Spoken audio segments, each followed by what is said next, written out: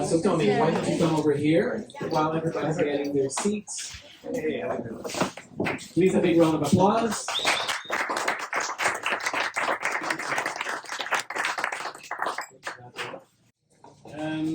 So yeah, for people who didn't hear, so I'm Tommy, I'm the founder of Meetup, impact fund. We're investing in tech companies, mostly software companies to be honest. We tried some hardware companies, some plant-based food companies, but in the end, the software game is most logical for a early stage investor because you need less capital and can scale much faster, so product market fit. That aside, so I'm a former corporate lawyer. I've worked at one of the biggest law firms in the world for 6.5 years. As an M&A lawyer and a finance lawyer for fintech. So luckily I was able to quit that. Learned a lot though, but way too long hours. I've also been an angel investor for many years. Realized that angel investing probably not the best way to make money, but probably the best way to lose your money. It's basically a game of pure luck, and you can only. I've had to realize this myself because I thought I'm going to angel invest in a company here, to a company there. Probably to make it work, you need to commit yourself to decades of angel investing, scale your portfolio to tens, maybe even 50 to 100 companies. And I think 99% of angel investors don't have the endurance and grit to get to that result anyway. So in practice, you see most angel investors, accepting that it's a luck game and seeing it more as a donation, actually, to friends and families, and move to a fund, either by setting up their own fund if you're entrepreneurial method, or just invest in one of the many funds available. So that's what I did also. I started a fund because it's a better way to spread the risk for yourself and also for investors when you take external capital. All right. So this is just our structure in the Netherlands, not really relevant, but we have 14 portfolio companies to date. We closed the fund at 10 million 2 years ago, basically at the height of the boom, which was a good thing because money was so easily available for startups, but also for general partners raising a fund. It was still not easy, but it was definitely more easy than nowadays.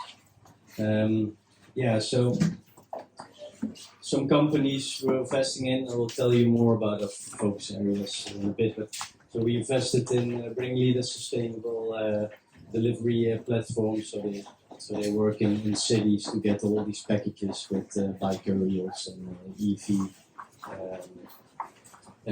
delivered. Qlik, it's one of the many platforms in the world who are working on helping companies calculate their carbon footprint and also take action on that and offset it. But it's a really cool company which has basically automated the whole process for companies. Fruit Punch AI, it's a relatively new investment. It's a really cool company. What they do is they have a big community of engineers, and those engineers help to tackle like big social and environmental challenges, like by using AI and by using trained models. So they look at pollution at different building sites. They look at to look at endangered birds and turtles, all kind of data sets to draw conclusions where these organizations like WWF and Greenpeace can act on. Xenons is a waste You management can connect platform that's parents basically a and matchmaking visitors platform to have parties who in have automatic. waste Yes, and just which they don't know what to do with it other than burn it. And they make it happen that parties who can actually use waste in their upcycling or recycling process and other processes can find each other. And they're actually growing extremely fast and are already becoming one of Europe's largest waste matchmaking platforms. And yeah, we have invested in many rental platforms. So like Circle Economy is one of our focus areas. So this is one of the platforms where you basically, how this works is it's a really cool company. You pay like 10 euros a month, you have a subscription, and through their app you can basically have all the appliances which you would not use every day, like a ladder, so cleaning stuff, you know, things for party, from music to I don't know the words, but like tables and all the stuff you wouldn't normally buy. If you only use it once a year, you can just rent through the app and they deliver it at your door. You just pay a subscription fee for that. Also growing really fast. So this is our team. I will talk later. I'm going to talk a little bit about when you're thinking about a fund. So what are all the things you need to work on and need to prepare before you are able to tell your story and get the fundraising. But this is our team. Basically, they're all super experienced technology entrepreneurs. I'm basically the only one who's not a successful tech entrepreneur in the team, but most of them have actually built and scaled multiple companies and exited already. Half of them are retired entrepreneurs and half of them are still operating the current venture. And we also have some people on board with a more financial and legal background, and especially the financial background is really useful in the front, because especially when you're early stage, you will notice that lots of founders actually have none to zero experience with financial modeling and financials, and that's where mostly they're techies if you're lucky. If they're not even techies, then you shouldn't probably invest anyway in the company. But yeah, we spend lots of time helping these companies building financial models and thinking about margins and unit economics, and that's actually lots of work. And we're also very good in helping with the tech. So we're one of the few funds in the Netherlands who actually have a lot of CTOs on board. And we co-build the tech basically with the founders and have lots of sessions you go through code and stuff like that.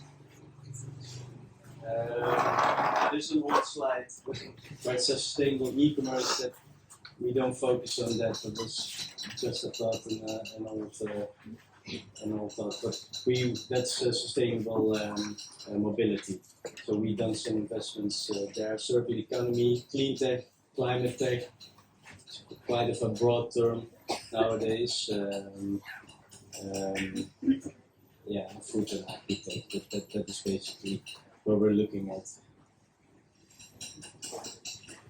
So yeah, just quickly, we focus on founders first. So it starts with the founders. We do need multiple founders. In the portfolio, we do have some companies with one founder, because in most companies, so early stage, people quit basically after 1 or 2 years. So you will end up definitely in your portfolio with teams with one founder, but it's not ideal. So when we invest, we do need multiple founders, and one of the founders needs to have a technology skill set. Impact-driven mission. So we want to see a mission which, how I think about it is, it has to be a product or service which is actually better for the environment than the current service or product on the market. I think that's the only test we can do so early, because generally there's not enough data, because we're investing so early when we're still building a product or just have some pilots. some initial customers. That's actually quite hard to show that it will have a net positive impact. So yeah, we invest in the Netherlands only. That's because we got a loan from the government. It's a super interesting loan where all kind of funds can apply for it, but the government will actually will match the equity which you put in the fund. So, for example, if you put in 1 million, the government puts in 1 million. It's an interest-free loan, and you actually won't have to pay it back unless you make a return on those investments. So it's basically free money. It's super interesting. Highly sought after loan, very competitive, but yeah, not all jurisdictions have that loan, unfortunately. So yeah, where do we operate? Here in the pre-seed seed phase. That's not logical. Almost zero funds in Europe do that. Most of the funds operate here, seed series A or later, but growth funds have been hammered also a bit by market circumstances. But operating here in the pre-seed kind of phase is super risky. I mean, be prepared to lose at least 75% of your investments, which is quite painful, but that's just part of the game you're playing. It's the same as angel investing, probably. So yeah, we invest tickets between 100 and 250k each time. In practice, we almost do 250 because we notice that if you're a fund or some kind of a professional body investing in companies, it's probably better to have a decent stake. So when I started, I was just investing like small tickets in companies. And what I mean by small is 25k or something. But yeah, then you will end up with like a percent of the company or even less, and you actually have zero control, zero reserve matters which you can approve. You basically have no leverage to do anything in the startup when things go south. So in practice now we aim for initial 10% of the company. So we're looking at valuations between 2 and 3 million maximum when a startup is like at the seed stage, pre-seed stage. And that's different because in the US actually pre-seed valuations are still around 10 million. So in Europe they're much lower. I can imagine here in Southeast Asia they're even more lower, because that ultimately relates to the market opportunity. I mean, valuations in the US are higher because the market opportunity is much higher. Europe is quite difficult. It's a good place to build a tech company, but it's hard to scale throughout because of all the different regulations and languages and cultures. Yeah, so in practice we try to take between 5 and 10% and negotiate good shareholder rights. So yeah, so that just a little bit about the fund. I think the presentation is more for people thinking about maybe starting some kind of fund, you know, an angel collective, maybe even a closed-end fund like Shamrock, either back in the West or here. How do you do that? How do you start? Well, depending on what kind of companies you wish to invest in, you need to have built a network and a reputation before you can attract external capital. And that probably takes years and years of experience, working in the ecosystem. It helps if you have invested either at a fund before, so you see, I guess, a lot of associates and partners of VC firms moving to start up their own shop, like super angels, moving to funds. I think the last 10 years you also saw lots of ex-bankers from Goldman Sachs and the like starting funds. I think that's becoming increasingly difficult for them because they normally don't have a really good track record investing in startups. But in other things, they have a good network in capital, but other than that, not so much. Yeah, so and that also relates to the next point, that's track record. So when you go and attract capital, I guess you need to show them that you will be able to do what you say you're going to do, which is try to make a lot of money for your investors and a lot of impact if you're an impact fund. And those things probably go hand in hand, because if you will make a lot of money on an investment, it probably means that it grew into a really large company. And if the mission is right and also kept right until it grew to a large company, you will have achieved both. Yeah, so which market are you going to operate? Are you going to focus on a specific country or like a whole region? Why are you the person who will have access to the best deals in the region? Is there room in the market, like in the stage of the market where you're operating, or are there already many funds operating there which have basically much better network, much more experience than you? So how will you be able to compete with them? So that are the first questions you will get when you start fundraising. Other questions obviously relate to the team. If you are alone, when I was thinking about, I tried to raise a fund in 2018, my first fund when I quit as a lawyer, with one of my best friends, just the two of us. Did a couple of angel investments, like the startup building. I was a mentor at Startup Bootcamp back then, doing a lot of work with startups, but the team was just me and him, and we kind of liked it. All the conversation we had, investors were like, okay, but this team is way too light. Where are the experienced people? How are you gonna add value? Okay, this is not gonna fly. So we killed that idea, and then I thought, okay, it'll take 5 years to rebuild my network, invest, build a team, talk to people. So I had thousands coffees probably in the years after, and then little by little something of a good offering will come forward. But what do I want to say about that? Yeah, maybe so investment focus, pre-seed and seed is probably not really logical. I think it's the most fun because you really get to work with startup founders who have just started, really shaping that company, talking to initial customers. You can add a lot of value as an investor there by helping them navigate those first years.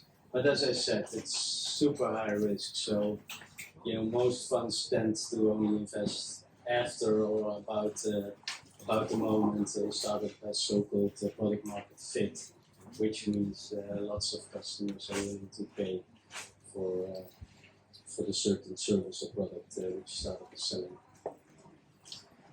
Yeah, value add. So again, I think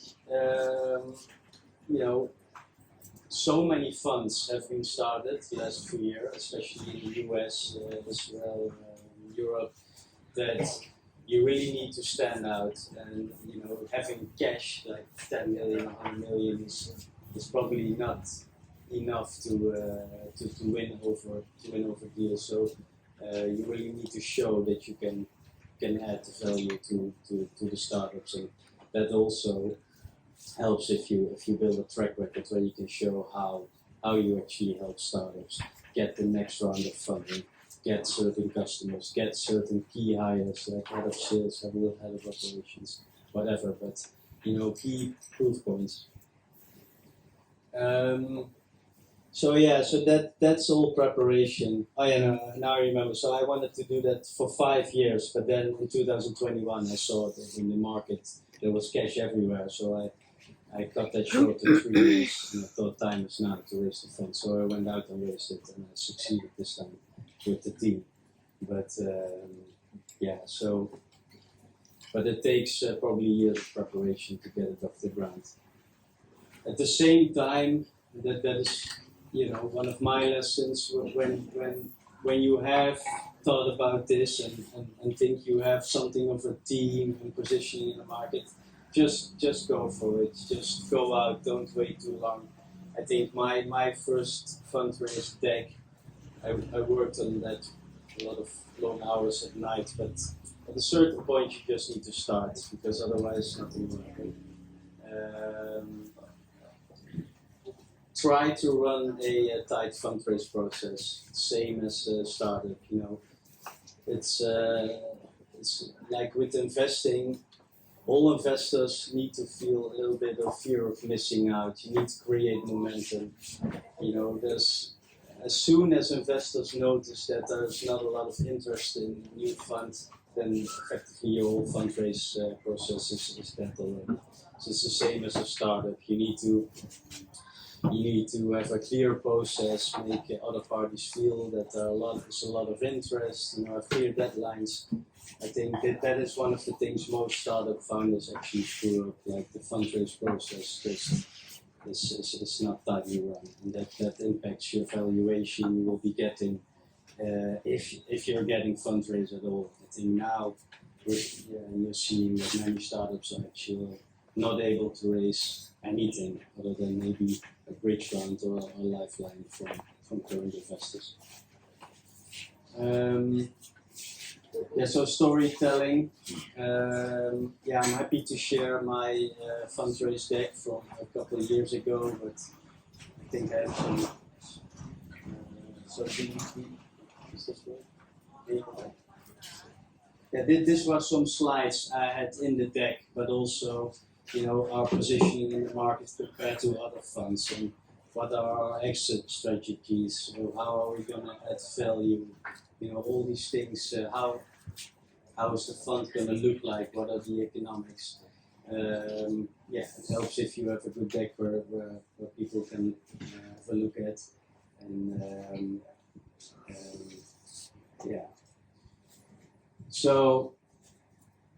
So then the fund documentation and structuring starts, and that's just a nightmare. It's basically something you just need to do. In my case, it was a double nightmare, because we set up everything, the whole structure, everything, and then some tax lawyers of KPMG or something just advised that it was actually not a good structure. So we had to basically demolish everything and set it up again. So over Christmas it was terrible. But in the end, it was good advice from KPMG. It could be another thing, but and it was bad advice from the people I have hired previous in the summer. Obviously, didn't pay for the restructuring, but so lesson there is get good advice when you start. It's quite expensive to set up a fund. I mean, I could do it. I think in the end it costed us maybe 75K for everything, and that was pretty cheap because I have good connections. Being a former lawyer, or former law firm set up for very little fees. But it's quite expensive. Setting up the companies, having all the legal docs. So take that into account when you start. In the US it's different. In the US it's so commoditized, these fund docs, you can probably do that quite easily to platforms like AngelList, and they offer that for much cheaper. I cannot imagine how it would be to set up a fund here in Southeast Asia. It's probably even worse. I heard that setting up like a limited liability company is already quite challenging. So setting up a fund, I don't know. Probably better to just set it up in Singapore or something. So fund financials, I don't know how familiar you are with these things, but how funds normally work, these startup and scale-up funds are, the general partners take like a 2% management fee over the capital which is invested per year. That's why you saw all these mega funds last year, some the Sequoias of this world, where they basically take like hundreds of millions of management fees, irrespective of how the companies are actually doing it. I think worldwide there's a little bit of a pushback on that to get the management fees either back to 0.05 or 1%, or even going to a fixed operating structure and kill the management fee altogether. That's how we operate. We don't take a management fee, we just budgeted the operational costs, which I think is the way to go nowadays. But we fix the incentive in the carry structure. So how it normally works is, for example, in our case, it's a 10 million fund. When we return the 10 million, you first return all the cash.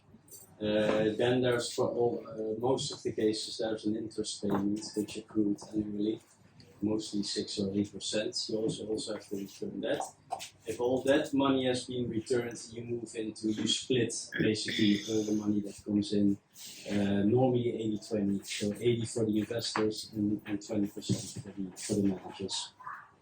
And that's when it starts to get really lucrative if you have an outsized return of the fund, which 90% of the funds will actually not make. Because one thing about also like fund investing, most of the funds actually only return not even the money invested, or just the money invested, or a little bit more. But it's everybody is looking at those power law returns, the times thousands, Airbnbs of this world, but only very few actually have a return like that. But everybody is chasing it anyway, including me. So how we did it, we have also a bit of a different carry structure. We actually take 30% carry, and we gave like 15% carry to all the tech entrepreneurs who are helping out the founders. So they really have some upside if there will be a good return. So that's something to think about when looking at the financials. Yeah, exit strategies are also questions you will be getting, like how are you going to sell positions? Are you going to do secondaries when these companies move into Series A, B, C, D stages? Are you going to hang on until a potential acquisition down the road, or an IPO even? And those kind of strategies become more clear if you invest later stage. If you're a growth investor, you probably want to exit maximum a couple of years, maybe 5 nowadays. But when you're investing super early, like a pre-seed, that just to be seen on a case-by-case basis how you exit it. I mean, you can say that you want to hold on to a certain asset when there's an IPO, but generally how it works is when a company grows and you don't have a growth fund to keep investing with your stake, then at a Series B or C, when a big US investor comes in, they normally want to clean up the cap table anyway and take out the shareholders at that stage.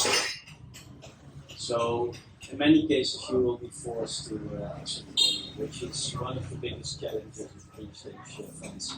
And how do you get to an outsized power law return if you're actually not allowed by late growth stage investors? So that's a game we will be playing in the next couple of years. It's a lot of about the operation of the fund. It's super interesting and fulfilling to speak with all these impact founders each day. That's what it's all about. I thought let's talk about how to actually do it, but in practice it's super fun. These people building new solutions to big problems every day, highly motivated. We actually have 0 bankruptcies in our portfolio still. I think our founders are super resilient. Also, a big advantage of impact investing is that you have way more access to capital than like a regular fintech startup or whatever, because you can easily crowdfund. I think the vast majority of companies who are crowdfunding are impact startups, because that speaks to people. most often than not, it are actually sustainable products or other kind of services. But that helps. Lots of subsidies and grants available, which are not available for other companies. Also, your current investors are normally, high net worth individuals who, as I said at the start, realize that their investment is probably half the nation anyway. They just like the mission, and if there's returns some down the road, that's nice. But that actually helps when you're struggling with it. So if they're really invested in the mission, they're probably willing to give you a little bit more money if you need it. So that's what we're seeing, and also at other impact funds, is that they're actually more resilient than all these SaaS funds which are investing in these HR tools and the Brazilian whatever tools they build to make the operation efficient. They just get shut down. You read that all the time. Cash is empty and they just cut it. And the impact startups are more resilient, I think, for the current scale. So that's it. Thank you.